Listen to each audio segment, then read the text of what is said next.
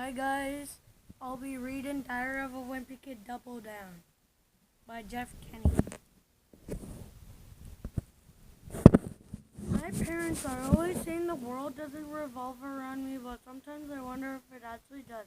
When I was a little kid, I saw this movie about a man whose whole life is secretly being filmed for a TV show.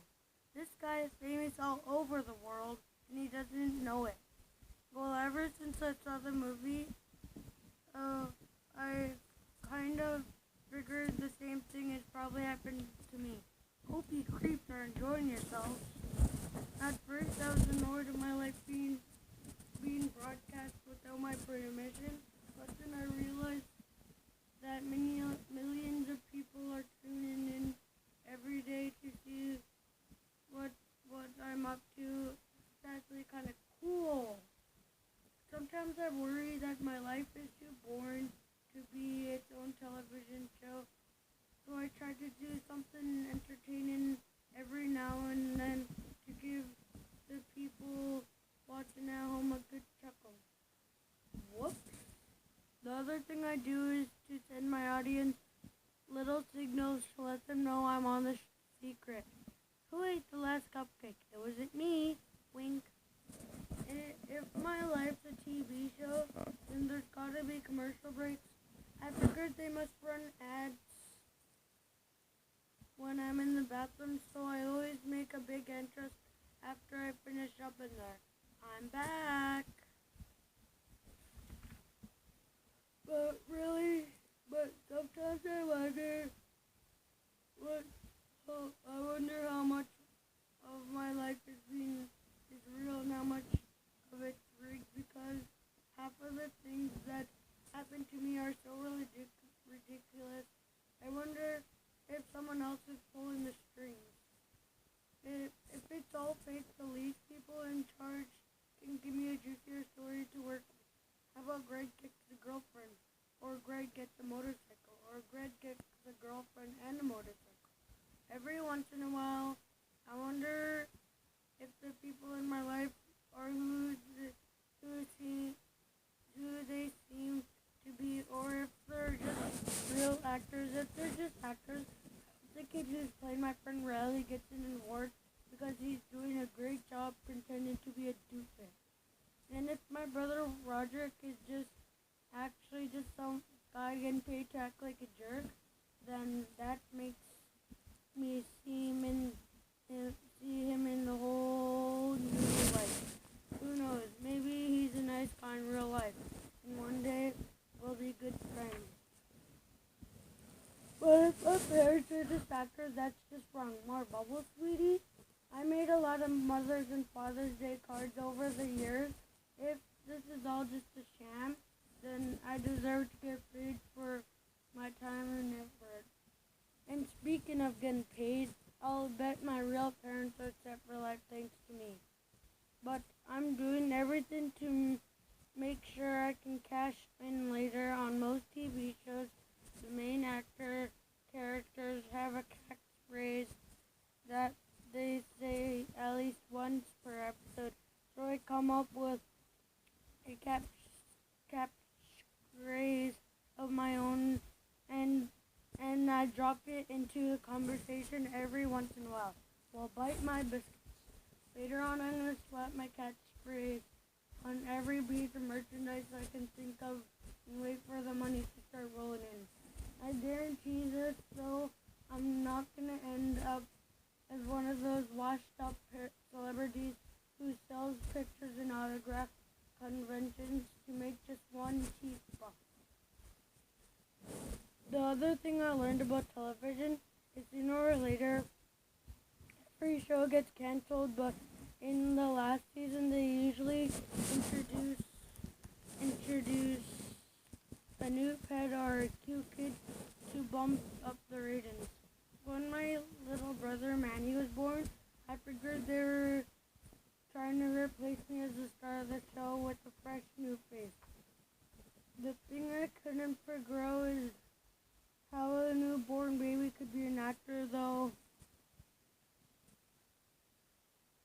I thought maybe Manny was just a puppet being controlled by an adult who was hidden from her view. I never found any evidence that was true, but it didn't stop me from checking every once in a while just to make sure.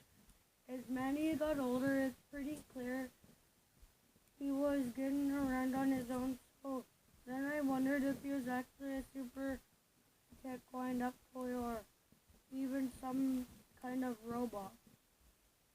Then I thought maybe everyone around he was a robot, then I was only human being in the family.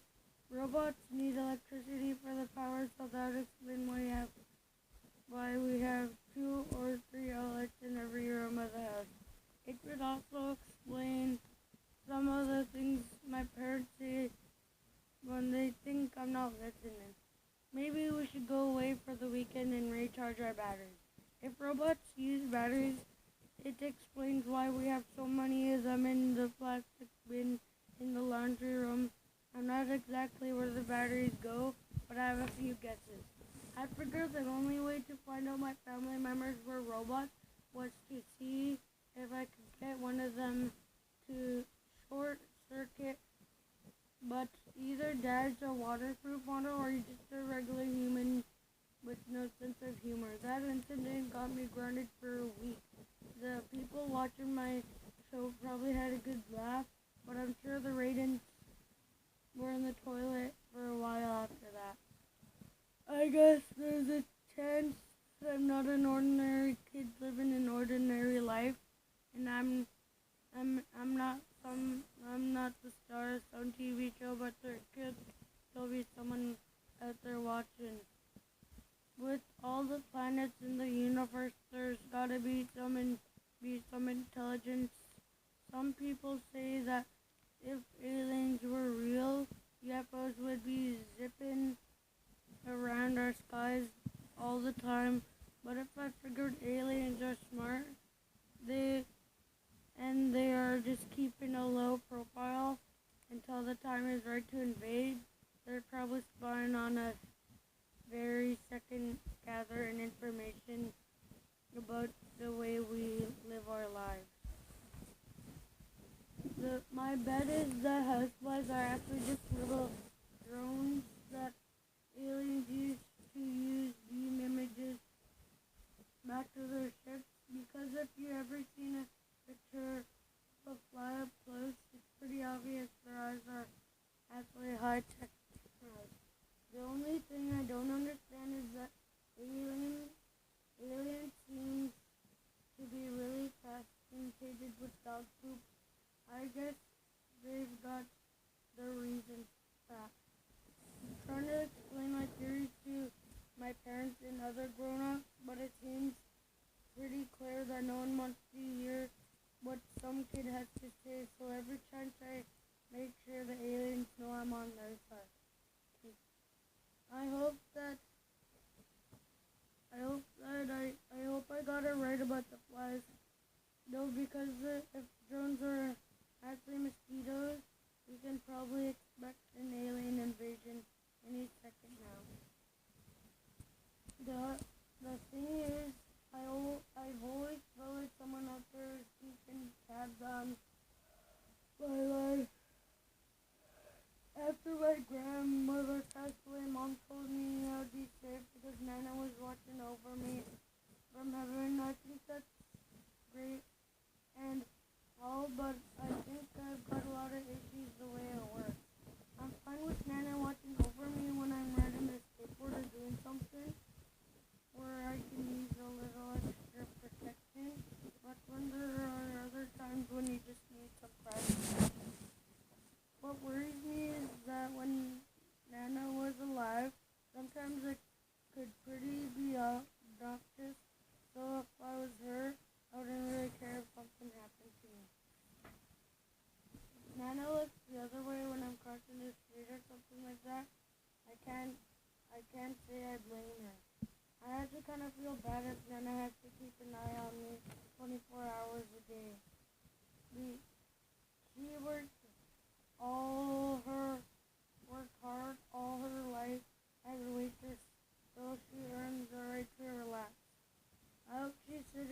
bubble bath up there in heaven, reading her romance novels, and now watching some ungrateful middle kid doing his homework every night. I'll tell you this: if I get into heaven, I'm gonna spend all spend all my time swimming in a giant pool filled with jelly beans, or doing loop-de-loops around the clouds. There's no chance I'm gonna get stuck watching over some great grandkid I hardly even knew. The only thing that will make it fun if I have the power to punish my descendants whenever they do something annoying. Recently, Mom told me it's not just Nana who's watching over me. It's all my relatives who passed away. Kinda wish she hadn't told me that, because now when I copy off Alex Ardra's paper in his relatives, I feel a lot more guiltier about it. I want to know how many generations this thing goes back. I think I'm fine with a few hundred years or so, but in the whole family tree, all the way back to the beginning, that's a total different story. I mean, if I got relatives from caveman times watching over me, those guys are probably going to be like pretty confused what they're doing on an average day. To be honest, I'm not comfortable with all these people looking over my relatives are really watching me every time I step out of the shower or taste my earwax. It's going to be pretty awkward when we reunite later on. We have the book fair at school this week, and this morning Mom gave me $20 to spend. I thought I was allowed to pick whatever I wanted, but it turns out Mom expected me to spend the money on books. When you get a chance to get your own giant pencil with googly eyes, though, it's kind of hard to pass. Besides the pencil, I got a poster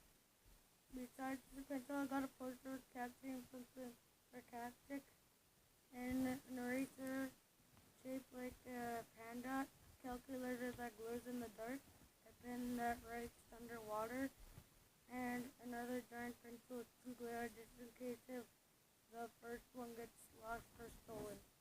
I thought there was a chance Mom may not be happy with the way I spent her money, so I made sure I can also buy yo-yo with a good message on it. But Mom wasn't impressed. She said I have to go back tomorrow and trade all the stuff I bought for her books. Mom says the brain is just like a muscle, and if you don't exercise it by reading or doing something creative stuff, it will get weak and mushy. She says video games and TV are making my brain flabby, and if something doesn't change, I've basically gonna be a mindless zombie for the rest of my life. Mom said if I turned off the television and put down my game controller, I may discover new talents I never know I had. That's a nice idea and all, but it feels like every time Mom tried to get me to step out of my convert zone, I've fallen flat on my face. In third grade, we had a poetry unit in school, and when I showered her what I was working on, showed her what I was working on, Mom was pretty impressed. She sent one of the poems off to National Poetry Council to see if they thought it was good. 2 weeks later, we got a letter in the mail. Alright, so now I'll show you the picture. And I'll read you them. Hope you creeps are enjoying yourselves.